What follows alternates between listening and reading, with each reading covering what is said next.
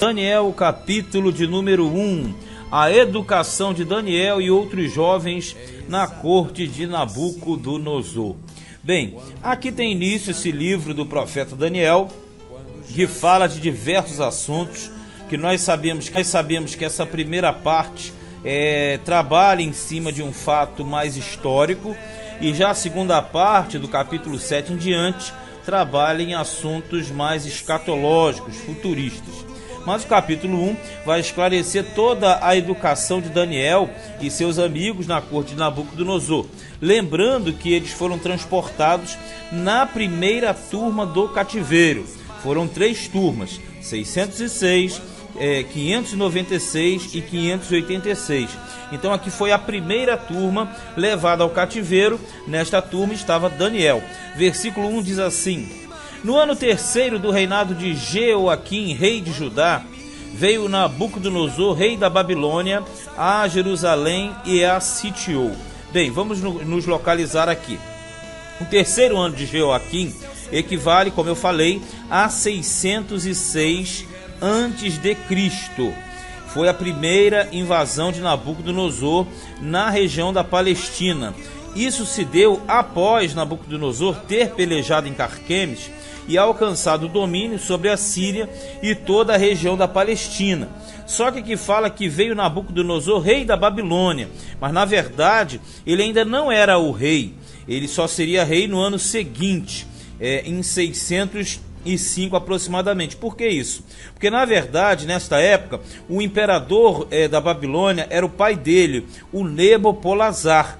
E o Nabucodonosor, na verdade, ele era o líder, o que chefiava, né? Estava à frente do exército, estava comandando como, na verdade, o herdeiro direto do pai que já estava prestes a falecer. Mas, na verdade, ele ainda não era o rei de Babilônia oficialmente. Era ainda seu pai, Nabopolassar. Mas aqui a escritura já trabalha em cima de Nabucodonosor como sendo o rei da ocasião.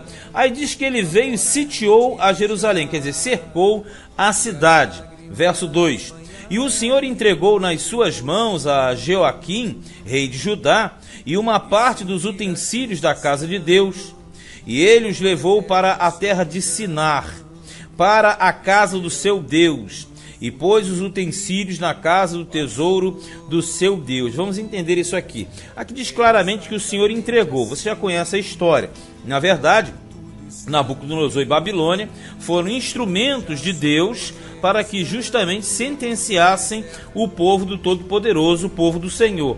E aqui diz que eles levaram parte dos utensílios da casa de Deus. Quer dizer, esses utensílios eram todos aqueles elementos utilizados no templo de Deus, e levaram para a terra de Sinar. Quando você lê Sinar, leia Babel, que também é Babilônia, ou no caso a Mesopotâmia Alta. E diz assim: levou para a casa do seu Deus, porque isso aqui era um costume, né? Costume você levar aquelas peças que você alcançava nas vitórias e depositava como troféus justamente na casa ou no templo dos seus deuses. No caso, na Babilônia, os deuses cultuados eram vários, principalmente Bel, que também era chamado de Madruk, né? O Bel que dá nome a Bel, de Nabucodonosor, Nabu e outros mais aí. Mas na verdade foi levado como troféus os utensílios da casa do Senhor. 3.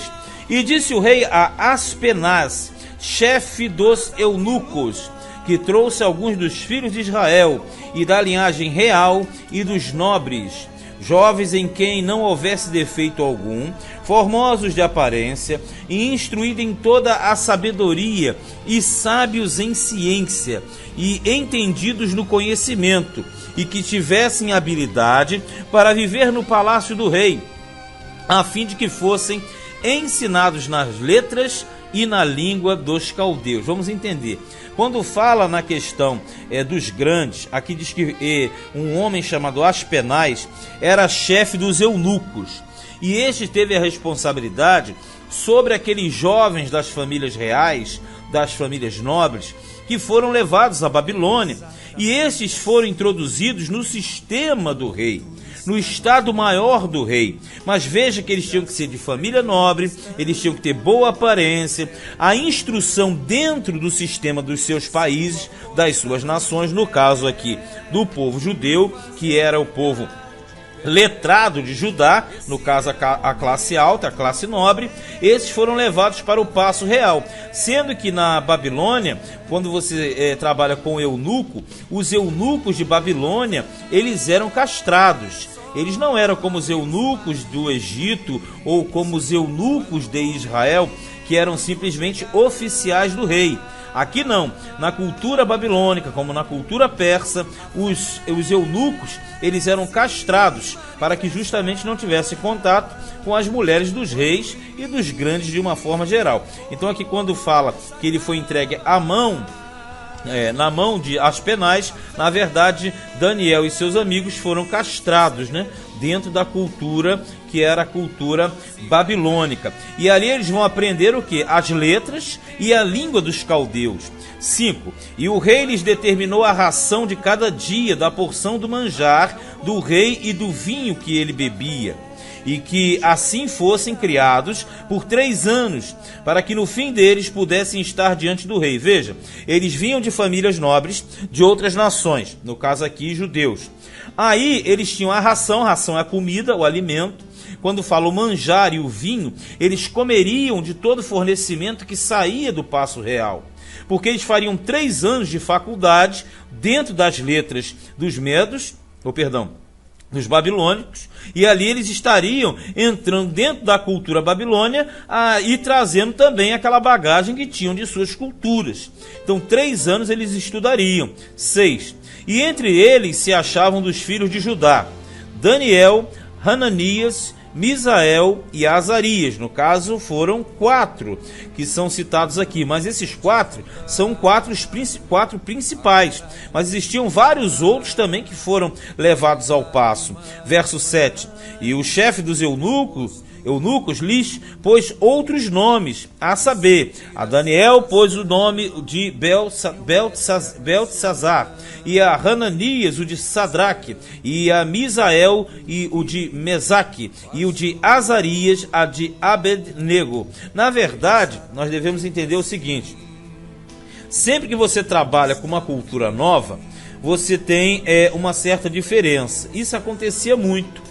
Quando alguns eram transportados de uma cultura ou de uma nação para outra, era normal você mudar o nome, porque a mudança do nome interpretava, na verdade, no Antigo Oriente, uma afirmação de domínio sobre a pessoa. E quando você trocava o nome, na verdade essa troca de nome tinha a ver com a troca de cargo ou de posição. É comum você achar isso até mesmo lá na cultura inicial bíblica, não é? No caso, Abraão teve o nome mudado por Deus, Jacó teve o nome mudado por Deus, José teve o nome mudado por Faraó no Egito, e aí vai dessa forma corriqueira. E aqui não é diferente, porque assim como os babilônios levaram os judeus e outros, eles mudaram os nomes deles, porque eles seriam introduzidos nas ciências dos magos e das iniciações das ciências ocultas de Babilônia. Então, na verdade, a mudança do nome era símbolo de domínio e que eles estavam sendo introduzidos em uma outra cultura. Então, quando você tem o nome de Beltesazar, que foi o nome de Daniel, Beltesazar significa ele protege a sua vida. Ele aqui no caso é Bel, né? Seria Bel, que é o Deus, é uma variante de Baal. Seria Bel, protege a sua vida. E tem também o Abednego. O Abednego significa servo de Nabu. E Nabu também era uma divindade babilônica. Agora nós temos Sadraque, que significa servo do Deus Sim. Servo do Deus Sim. E temos Mesaque, que significa a sombra do príncipe. Então você percebe que a mudança do nome tinha a ver com a mudança de cultura e com a introdução destes jovens na cultura babilônica. 8. E Daniel assentou no seu coração não se contaminar com a porção do manjar do rei, quer dizer, com a comida, né?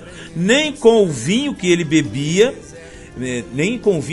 ou seja, quando fala do manjar e do vinho, quer dizer, da comida que vinha do paço real, porque na verdade essa comida era consagrada a outros deuses. Agora a verdade nós devemos entender isso. Quando Israel foi para o cativeiro, Deus permitiu justamente para que tivesse esse conflito, né? Que eles tivessem que desfrutar de uma cultura diferente. Mas só que Deus, ele vai dar graça a Daniel. Olha só. Portanto, pediu ao chefe dos eunucos que lhe concedesse não se contaminar. Ora, deu Deus a Daniel graça e misericórdia diante do chefe dos eunucos. E disse o chefe dos eunucos a Daniel: tenho medo do meu senhor, o rei, que determinou a vossa comida e a vossa bebida, porque veria os vossos rostos mais tristes do que os outros jovens, que são vossos iguais. Assim arriscareis a minha cabeça para com o rei. Na verdade está dizendo o seguinte: olha, o Daniel, se eu faço isso, eu arrisco a minha vida. Por quê? Vocês vão ficar magros, vão ficar abatidos, vão ficar fracos, raquíticos, e aí o rei vai cobrar de mim. Então Daniel vai dizer aqui ao chefe dos eunucos que isso não aconteceria, no versículo 11. Então disse Daniel ao despenseiro a quem o chefe dos eunucos havia constituído sobre Daniel, Hananias, Misael e Azarias: experimenta, peço-te, os teus servos 10 dias, fazendo que nos deem legumes a comer e água a beber. Então, se veja diante de ti a nossa aparência e a aparência dos jovens que comem a porção do manjar do rei, e, conforme vires, te hajas com os teus servos. Tipo assim, faz um teste, 10 dias, para ver qual será o resultado.